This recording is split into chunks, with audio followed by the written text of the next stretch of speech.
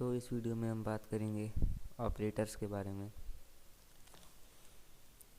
तो ऑपरेटर्स होते हैं 8 टाइप के: arithmetic, increment and decrement, relational, logical, conditional, bitwise, assignment और अदर स्पेशल ऑपरेटर्स। इसमें से ये बिटवाइज ऑपरेटर हमको नहीं पढ़ना है, तो बचे हुए ये 7 ऑपरेटर्स हमको सिर्फ पढ़ने हैं। तो सबसे पहला जो है अरिथमेटिक ऑपरेटर, उसके बारे में हम बात कर चुके हैं। अरिथमेटिक ऑपरेटर मेनली 2 टाइप के होते हैं: यूनरी अरिथमेटिक ऑपरेटर और बाइनरी अरिथमेटिक ऑपरेटर। यूनरी में हम सिर्फ प्लस और माइनस को यूज़ करते हैं, तो हम पहले उन्हें देख लेते हैं।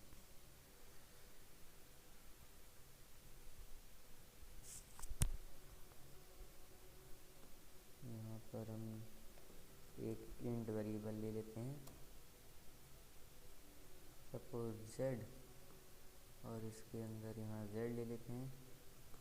तो यूनरी प्लस और माइनस ऑपरेटर ये होता है कि अगर हम किसी भी ऑपरेंड के पहले एक बार प्लस लिख देंगे तो वो हो जाएगा यूनरी प्लस अरिथमेटिक ऑपरेटर। यानी कि अरिथमेटिक ऑपरेटर 2 प्रकार के हो गए, यूनरी और बाइनरी। यूनरी वो जो सिर्फ एक ऑपरेंड पे काम करेंगे, और बाइनरी वो जो 2 ऑपरेंड पे काम करेंगे। तो यूनरी भी 2 टाइप्स के होते हैं, एक यूनरी प्लस, एक यूनरी माइनस। तो उन दोनों को ऑपरेंड के पहले लगाया जाता है। यूनरी प्लस और माइनस, जैसे मैथ में हम किसी वेरिएबल के पहले प्लस या माइनस या किसी नंबर के पहले लगा देते हैं, तो वो उसी तरीके से काम करता है।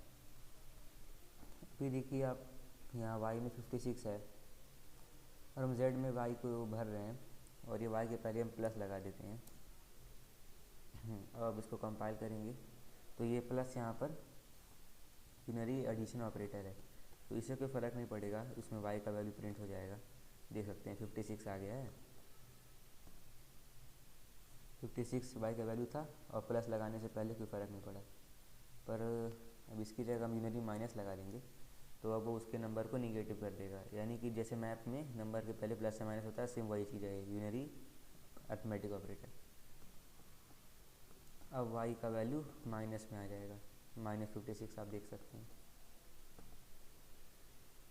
तो अब इस तरीके से हम यहाँ y को -56 से इनिशियलाइज कर देते हैं। तो अब ये y में -56 है और y के बाहर फिर से माइनस है, तो माइनस तो माइनस प्लस हो जाएगा। तो अब ये वापस से पॉजिटिव में आना चाहिए। तो आउटपुट चेक कर लेते हैं, देख सकते हैं +56 आ गया। तो यूनरी प्लस और माइनस ऑपरेटर तो क्लियर है। और अगर यहाँ -56 है और यहाँ हम यूनरी प्लस का यूज़ कर लें, तब भी निगेटिव में ही आएगा वो। देख सकते हैं निगेटिव में आ रहा है। अब अरिथमेटिक का दूसरा टाइप जो है बाइनरी अरिथमेटिक ऑपरेटर, वो मेनली 4 टाइप के होते हैं। जो जैसे मैथ में होते हैं ना, एडिशन, सब्ट्रैक्शन, मल्टीप्लिकेशन, डिवीज़न, तो यही 4 होते हैं मेनली। एक 5वां भी होता है मॉडुलस ऑपरेटर, उसका काम है रिमाइंडर को फाइंड करना। तो हम उन सबको भी देख लेते हैं। यहाँ x में 23 और y में 56 है। यहाँ पहले हम बाइनरी ऑपरेटर प्लस को देख लेते हैं। यहाँ आप देख सकते हैं कि ये प्लस 2 ऑपरेंड पे काम कर रहा है। प्लस के राइट में y और लेफ़्ट में x है, मतलब इसको काम करने के लिए 2 ऑपरेंड चाहिए। और पहले सिर्फ जो प्लस और माइनस यूनिटी था वो एक ऑपरेंड पे काम कर रहा था, यानी सिर्फ प्लस y या सिर्फ माइनस y। तो अब इसमें प्लस y क्या करता है कि वो दोनों ऑपरेंड्स का सम कर देता है, सेम मैथ में जैसे होता है। तो अब z में दोनों का सम आ जाएगा, और वीडियो आप देख सकते हैं। इसी तरह माइनस और मल्टीप्लाई भी होता है। तो ये x माइनस वाई, ये निगेटिव में आ रहा है क्योंकि x का वैल्यू छोटा था, y का बड़ा था। ऑपरेटर -33 आ गया। तो इसी तरह यहाँ पर हम डिवाइड भी कर सकते हैं। ये जो आप देख सकते हैं स्क्रीन पे, ये डिवीज़न ऑपरेटर है। ये डिवाइड करके सिर्फ क्वॉशेंट पार्ट को देगा, यहाँ पर डेसिमल नहीं आएगा, सिर्फ कोएफिशिएंट में जो इंटीजर पार्ट होगा सिर्फ उसको ये रिटर्न करेगा। यानी जेड में एक्स अपॉन वाई जब हम करेंगे तो जो कोएफिशिएंट का पार्ट होगा सिर्फ वो आएगा। यहाँ पर तो डेसिमल यानी कि 0 पॉइंट हो जाएगा, तो पॉइंट के पहले सिर्फ 0 बचा, तो यहाँ आउटपुट में सिर्फ 0 आएगा।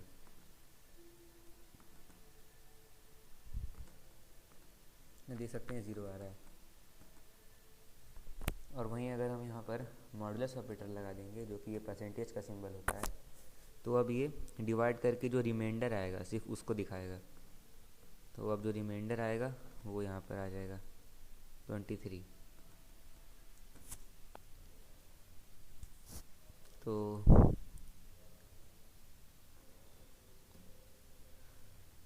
अब हम अगले पर चलते हैं जो कि है इंक्रीमेंट एंड डिक्रीमेंट ऑपरेटर्स।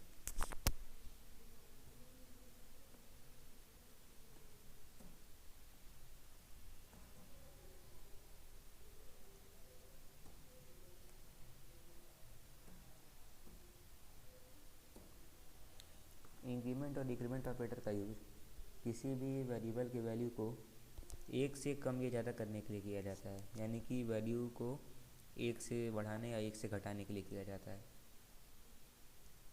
तो इंक्रीमेंट ऑपरेटर वैल्यू को एक से बढ़ा देगा और डिक्रीमेंट एक घटा देगा।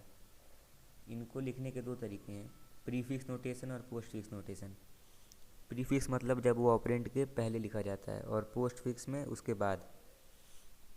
तो जैसा कि आपने देखा था यूनरी अर्थमेटिक ऑपरेटर प्लस में कि वो सिर्फ एक बार लिखते थे, यानी कि प्लस एक्स, पर यहाँ पर 2 बार लिखेंगे, plus plus x plus plus. यहाँ पर ये एक्स के बाद लिखा गया है, मतलब कि ये पोस्ट फिक्स नोटेशन का है। अब ये प्री फिक्स और पोस्ट फिक्स में अंतर ये होता है कि जो प्री फिक्स है वो फॉलो करता है you change then use rule, और जो पोस्ट फिक्स है वो फॉलो करता है यूज़ देन चेंज रूल। मतलब जो प्री फिक्स है उसमें पहले एक्स की वैल्यू चेंज हो जाएगी, उसके बाद उसकी वैल्यू को यूज़ किया जाएगा।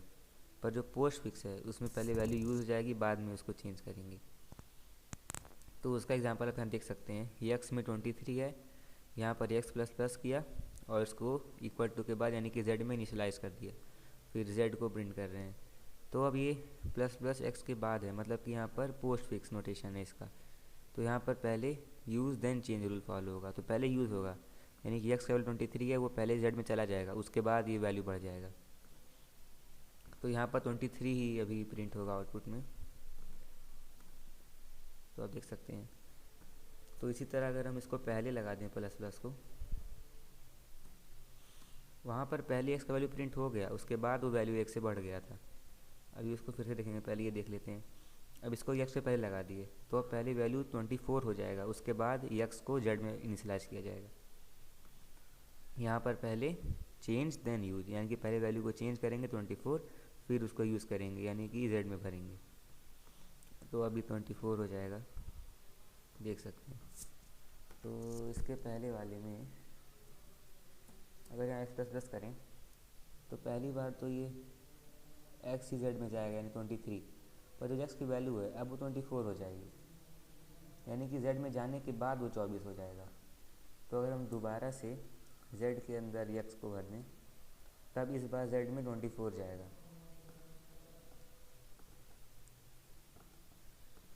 ऐसे 24, यानी कि पहली बार में जेड में 23 गया, फिर उसकी वैल्यू चेंज हो गई, तो चेंज होने के बाद जब हमने फिर से उसको जेड में डाल दिया तब वो 24 हो गया। तो यही था प्री फिक्स और पोस्ट फिक्स। तो अब अगला आता है रिलेशनल ऑपरेटर। रिलेशनल ऑपरेटर होते हैं 6 टाइप्स के, जिसमें है less than equal to, greater than equal to, और इज इक्वल टू, और इज नॉट इक्वल टू। ये मैथ के जैसे ही हैं, जैसे मैथ में होता है। इसको भी हम देख लेते। इसमें से जो लेस देन, ग्रेटर देन और less than equal to, greater than equal to, ये 4 जो हैं ये सब इंटीजर, डेसिमल और कैरेक्टर पे काम करते हैं। पर जो इज इक्वल टू है वो बूलियन पे और कैरेक्टर्स और स्ट्रिंग सब पे काम करता है। और नॉट इक्वल भी सब पे काम करता है। नॉट इक्वल स्ट्रिंग्स पे काम नहीं करेगा, पर इज इक्वल टू स्ट्रिंग्स पे भी काम करेगा। और बाकी शुरू के जो ग्रेटर देन लेस देन और ये सब थे वो सब पे काम करेंगे, यानी कि सिर्फ कैरेक्टर्स, फ्लोटिंग पॉइंट और इंटीजर पे, सब पे नहीं। तो इसको भी देख लेते हैं। जेड के अंदर वो 98 डाल दिए,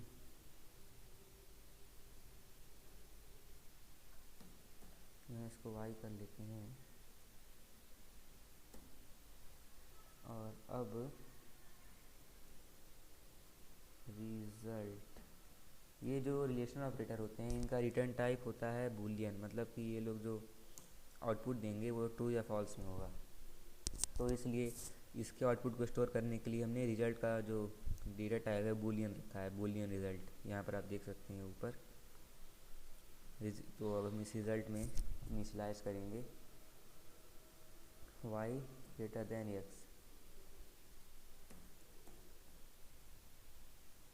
और यहाँ पर हम प्रिंट करते हैं रिज़ल्ट को।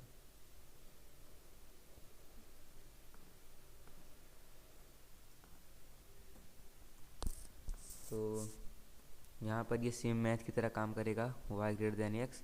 अगर y x से बड़ा होगा तो ये ऑपरेटर रिटर्न करेगा ट्रू, अगर नहीं होगा तो फॉल्स। और ट्रू फॉल्स को स्टोर करने के लिए हम बूलियन का यूज़ करते हैं, इसलिए रिज़ल्ट को यहाँ पर बूलियन टाइप का बनाया गया है। तो यहाँ पर तो y बड़ा है x से, तो आउटपुट में ट्रू आना चाहिए। अब देख सकते हैं ट्रू आ रहा है। और अगर ये ऐसे कर दें यानी कि x ग्रेटर देन y, तो अब ये फॉल्स आएगा। तो यहाँ पर ग्रेटर देन और स्मॉलर देन ऑपरेटर हो गया। अब इसमें एक और होता है ग्रेटर देन इक्वल टू। इसमें क्या है कि अगर y x से छोटा हो या बराबर हो, दोनों ही केस में ये रिज़ल्ट में ट्रू देगा।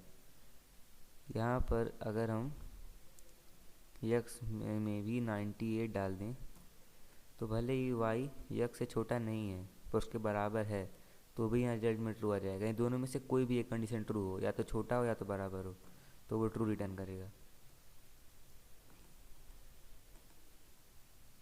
तो अब इसी तरह ग्रेटर देन का भी है। यहाँ पर y x से ग्रेटर तो नहीं है पर इक्वल तो हो रहा है, यानी एक कंडीशन ट्रू हो रहा है, तो इस वजह से यहाँ पर भी वो ट्रू रिटर्न करेगा। तो अब यहाँ पर हम एक बार इसको y को ग्रेटर देन कर देते हैं, यानी कि 100। इस बार y बड़ा है पर इक्वल नहीं है, तब भी एक कंडीशन जो ट्रू हो रहा है, यानी कि वो बड़ा हो रहा है भले इक्वल नहीं है, तो भी यहाँ पर ट्रू आ जाएगा। पर अगर हम यहाँ पर सपोज 10 डाल दिए तो अब यहाँ दोनों कंडीशन फॉल्स हो जा रहा है, ना तो y बड़ा है ना बराबर है, तो अब यहाँ पर फॉल्स आ जाएगा। तो अब इसमें रिलेशन ऑपरेटर में सिर्फ बचे दो, इक्वल और नॉट इक्वल, तो उसको देख लेते हैं। ये जो इक्वल ऑपरेटर है इसको दो बार इक्वल लिखने से, यानी कि अगर हम दो बार इक्वल लिखेंगे तो जो मैथ का हम x इज इक्वल टू 4 लिखते हैं वो उसके बराबर होगा, यानी इज इक्वल टू को लिखने के लिए दो बार इक्वल इक्वल लगाएंगे। और जो सिर्फ हम एक बार इक्वल लगाते हैं ये है आपका इनिशियलाइजेशन ऑपरेटर, यानी कि ये इनिशियलाइज करने के लिए यूज करते हैं। इसको कहते हैं असाइनमेंट ऑपरेटर। एक बार इक्वल का मतलब है कि इधर जो वैल्यू होगा वो इस वेरिएबल में असाइन हो जाएगा, और दो बार लिखने को तो वो उसको इक्वल टू पढ़ेंगे। यहाँ पर है y is equal equal x, यानी कि y इक्वल टू एक्स। यहाँ पर तो y और x बराबर नहीं है, तो ये यहाँ पर फॉल्स रिटर्न करेगा। देख सकते हैं फॉल्स आ गया। अब अगर हम इसके पहले एक नॉट इक्वल टू होता है तो उसके लिए उसको ऐसे लिखते हैं, इक्वल टू, एक इक्वल टू हटा के उसकी जगह ये लगा देंगे, तो अब हो जाएगा नॉट इक्वल टू एक्स। तो ये नॉट इक्वल टू करता क्या है कि जो इक्वल इक्वल टू का रिज़ल्ट होता है उसको उल्टा कर देता है। यहाँ पर हमने इक्वल इक्वल टू लगाया था तो वो फॉल्स आ रहा था, पर नॉट लगा देंगे तो फॉल्स का उल्टा, यानी कि अब ट्रू आ जाएगा। इसको आप वैसे भी समझ सकते हैं पढ़ के कि y not equal to x. यहाँ पर y not equal to x है, 10 और 98 इक्वल नहीं है, तो अब यहाँ पर ट्रू रिटर्न कर देगा। या आप वैसे भी समझ सकते हैं कि जो इक्वल टू का आएगा आउटपुट उसका उल्टा दे देगा नॉट लगाने से। तो अब रिलेशनल ऑपरेटर्स भी यहाँ पर क्लियर हो गए। तो जैसा कि मैंने बता दिया था, इक्वल टू और 2 बार इक्वल टू में डिफरेंस क्या है। अगर 2 बार इक्वल टू लिखा है तो वो इक्वल ऑपरेटर है, और सिर्फ 1 बार इक्वल टू है तो वो असाइनमेंट ऑपरेटर है। अब आता है लॉजिकल ऑपरेटर। वो 3 होता है, एंड, और फिर है नॉट। तो इनका यूज होता है 2 रिलेशनल ऑपरेटर्स को या उससे ज़्यादा भी हों तो उसको कंबाइन करने के लिए, या मल्टीपल कंडीशन चेक करने के लिए यूज करते हैं। सपोज यहाँ पर हम दें x ग्रेटर देन y, यहाँ पर हम एक और वेरिएबल ले लेते हैं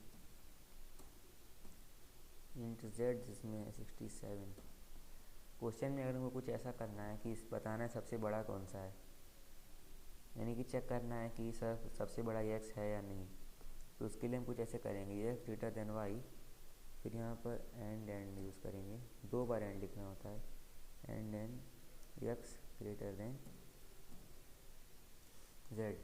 यहाँ पर हमने 2 रिलेशनल ऑपरेटर्स को आपस में कंबाइन किया, 2 से ज़्यादा भी कर सकते हैं। तो ये जो एंड है ये तब ट्रू रिटर्न करेगा जब यहाँ पर जितनी भी कंडीशंस दी गई हैं सब ट्रू होंगी। ये पहला कंडीशन है x ग्रेटर देन y, यहाँ पर x y से बड़ा है तो ये ट्रू हो जाएगा। और दूसरा x ग्रेटर देन z, यहाँ x z से भी बड़ा है तो ये वाला पार्ट भी ट्रू रिटर्न करेगा। तो एंड के इधर भी ट्रू है इधर भी ट्रू है, तो ओवरऑल ये ट्रू रिटर्न कर देगा। यानी कि एंड दोनों कंडीशन को चेक करेगा जितने भी उसके साथ दी रहेंगी। अगर हम यहाँ पर एक और एंड जोड़ दें और यहाँ पर लिख दें and x equal to y, तो अब यहाँ पर ये तो कंडीशन तो ठीक है पर ये कंडीशन तो फॉल्स हो रही है। तो अगर इसमें एक भी कंडीशन फॉल्स होगी तो ओवरऑल रिजल्ट हमारा फॉल्स आ जाएगा। तो एक बार हम इसको चेक कर लेते हैं और देख सकते हैं यहाँ फॉल्स आ गया है। यानी अगर हम यहाँ एंड ऑपरेटर यूज करेंगे तो सारे के सारे जो भी यहाँ पर हम लिखे हैं एंड के साथ कंडीशन सब ट्रू होने चाहिए। अगर एक भी फॉल्स होगा तो फिर ओवरऑल रिजल्ट फॉल्स हो जाएगा। यहाँ पर अभी ये दोनों ट्रू है तो ये आप देख सकते हैं ट्रू आ गया। यानी ये तब तक ही ट्रू रिटर्न करेगा जब तक सारे कंडीशन ट्रू हैं। अगर एक भी गलत हो गया तब ये ओवरऑल सब कुछ फॉल्स रिटर्न कर देगा, भले ही 2 सही रहा हो।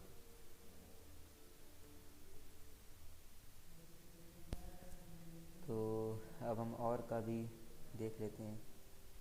और में क्या है, यानी कि x ग्रेटर देन y, और को ऐसे लिखते हैं और y ग्रेटर देन z।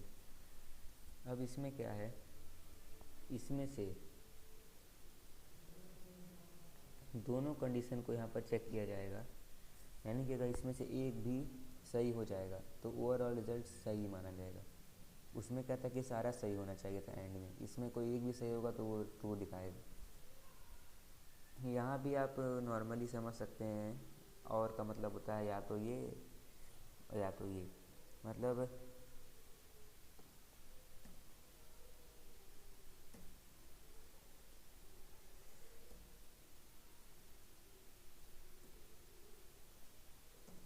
तो यहाँ पर देख सकते हैं x greater than y, x y से बड़ा है ये कंडीशन ट्रू है। फिर और z ग्रेटर देन x, या तो z बड़ा हो x से, ये कंडीशन तो फॉल्स है पर ये कंडीशन ट्रू है। यहाँ पर अगर एक भी ट्रू हो जाएगा तो वो ओवरऑल आउटपुट ट्रू दे देगा, देखिए यहाँ पर ट्रू आया है। पर वहीं अगर हम यहाँ इसकी जगह एंड लगा देते तो अब वो फॉल्स दे देगा, क्योंकि एंड के लिए दोनों सही होना ज़रूरी है।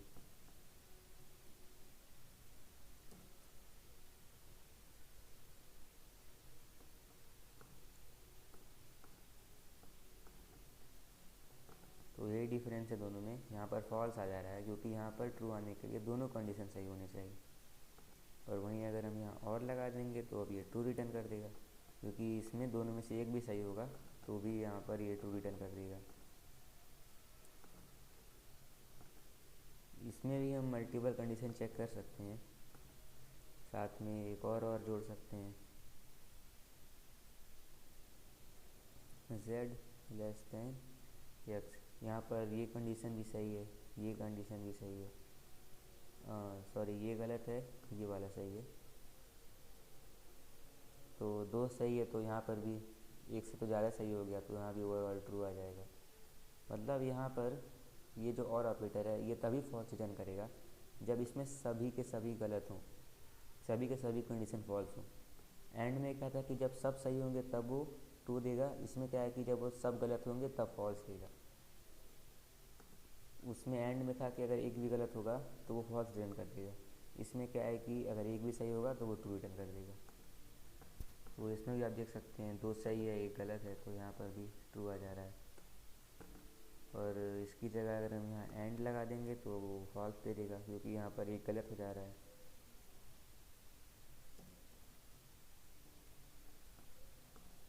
यहाँ पर ये वाला कंडीशन सही है, ये वाला सही है, पर ये वाला गलत है, तो इस वजह से एंड लगा है तो फॉल्स आ जाएगा।